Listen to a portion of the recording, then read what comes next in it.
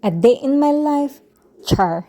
Hi, Marion Adlaw. Ako pala siya, isang OFW dito sa Taiwan. For today's video guys, ay ito lang yung lunch namin ni Alaga today kasi dalawa lang naman kaming kakain at timing is binigyan kami ng kanyang brother-in-law ng radish cake, o diba?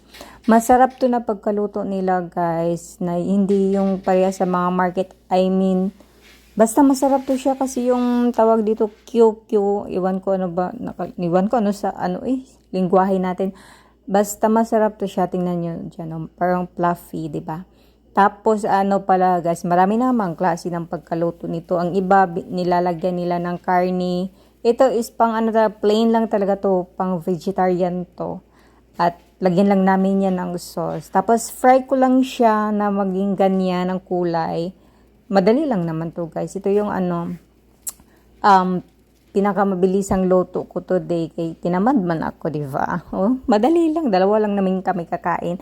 At kung magtanong kayo kung masarap pa siya, kung first time mong kumain, lalo na ito walang timpla, is parang hindi mo siya magugustuhan. Pero pag masanay ka na, masarap naman siya. So yun lang, kain po.